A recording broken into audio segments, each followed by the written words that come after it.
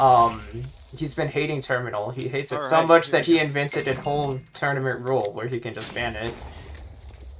World's class person.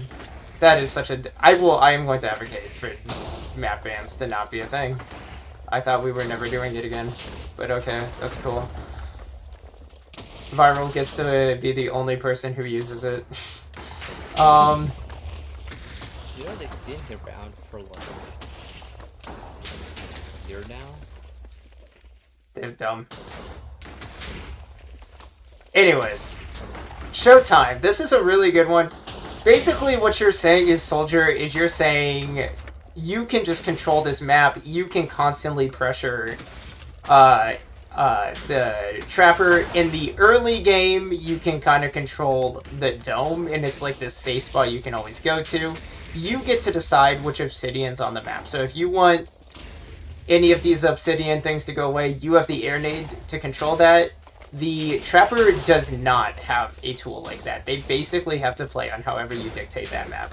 However, in the end game, the ring is always a problem. Like, Soldier's pretty good at, like, sliming you off, hitting you with Mega Bomb. In some ways, you would think it's so good for Soldier, but, like, obviously with Trapper, they just kind of have to hit you with an arrow. It's just an easier game plan, even though Soldier has something you're kind of going for a read.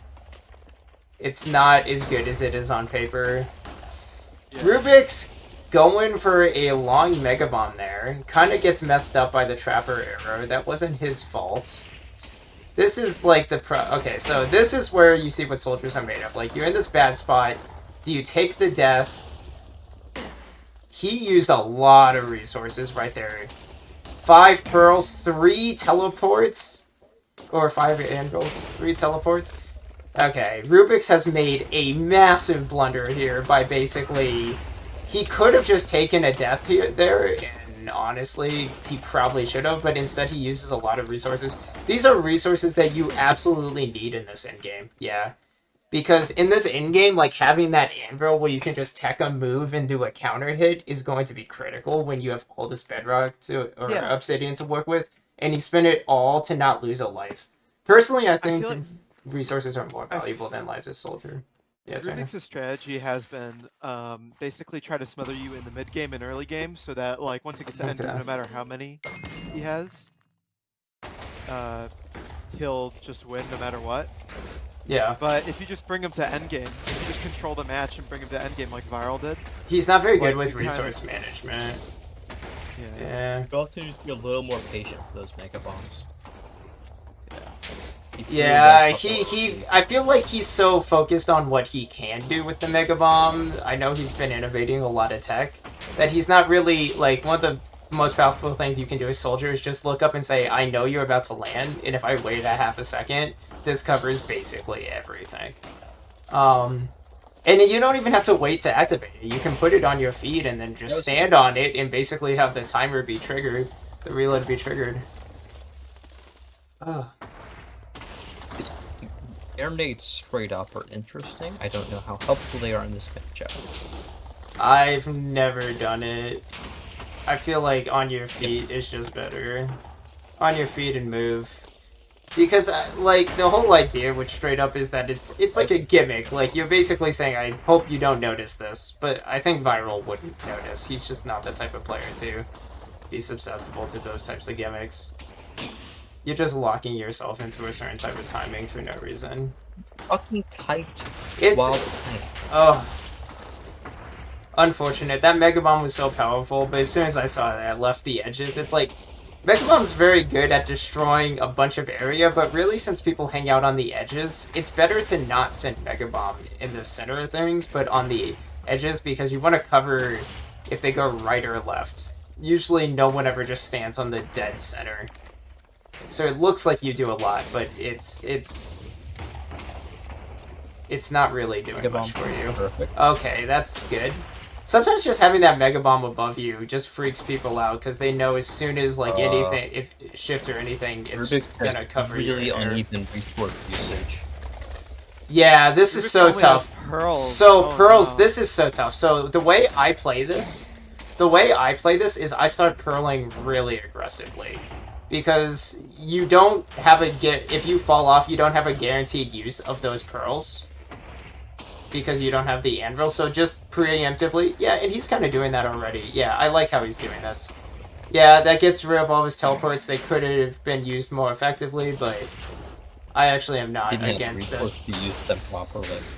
He's now in this like weird position though, where you usually feel this happens to soldiers so often, where you feel so free with your movement, and as soon as you lose those options, you realize that you're actually a lot more locked into your options. Ooh, oh, didn't even need it. Viral's not able to recover for that. Yeah. Map sucks for soldier, by the way. He's yelling at you, Tristan. I know who he's yelling at. You don't have to clarify. Oh, yeah. I'm just enjoying the comment.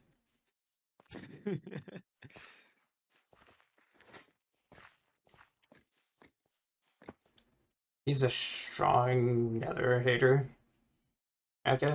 I mean, personally, I think that's a great soldier map. I don't even know why. I just feel like it's fun. Maybe it's just a me map. I haven't really talked to the other soldiers about how they feel about Nether Strong. Call me keep the way I'm hollow.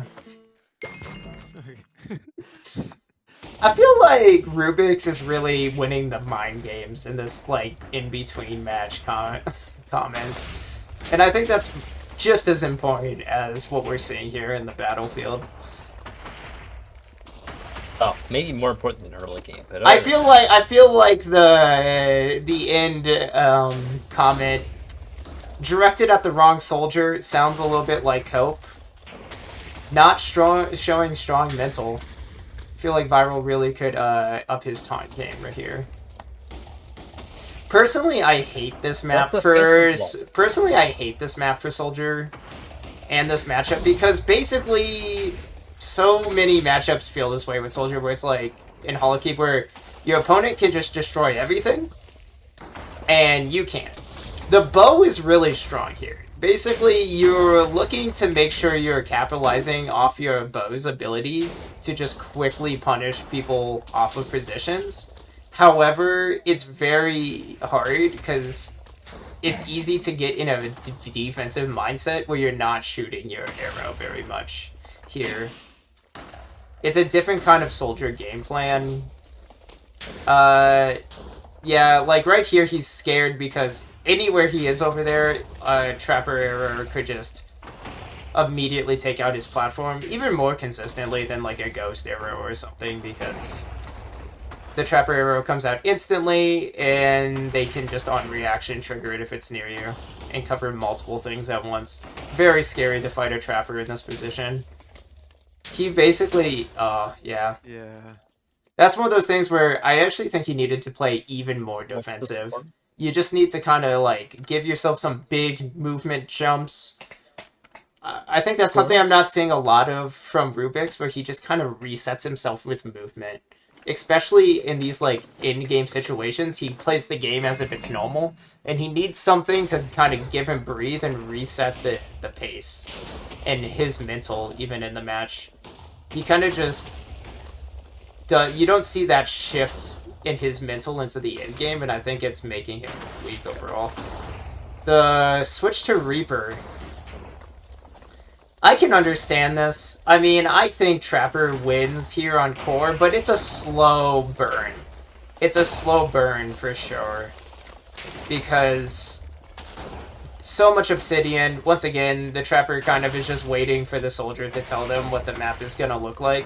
I feel like with Reaper, you're playing the same thing with the soldiers asking you things, but at least you can pressure and kind of control area. And you can definitely get in spots where this... I think in this map, you just get into things where the soldier's just trying to get on the other side of the map, and you get to just hold the area against them.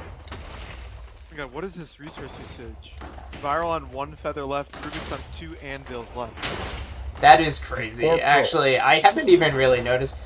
This is not the type of matchup where you need to use Anvil like all the time. I feel like Rubik's Anvil usage. That's his last Anvil. Got the grab! Everyone get hyped for the grab! It didn't do. It didn't do anything. It helped for that. It's a mental game. We were talking about the mental game. What Viral is lacking in taunting, he's doing in in-game taunting. And this is, like, just as important, honestly. This is very scary for Soldier because those creeper explosions are so... These creeper explosions are so big that, like, just hanging out as, like, the Reaper is jumping and doing its normal stuff, you can just get clipped by it without the Reaper even trying to do anything. Oh. This is scary for Reaper because this is, like, one of those things where the Reaper very much can win this. Like, it feels like they have this advantage, but if the Soldier just gets some good movement and starts pressuring you, you can just, start dying as Reaper. He also doesn't have feathers right now. He doesn't have feathers. This is the exact range where, like, Soldier just punishes you, and you need that Dark Pillar to, like, change the pace. And I don't see Viral landing any Dark Pillar. Oh, there it is. This the Dark Pillar? A little too preemptive on the second one. Got it, though! Literally off of the Dark Pillar. Literally off of the Dark Pillar. I called it. He needed it right there. He needed it to change the pace, or I think he was dead. You like that recovery? Yeah. You like that Dark Pillar save? Yeah. Yeah. I literally said if you hit a Dark Pillar, you win, man. and then you hit a Dark Pillar and you messed won. up so bad.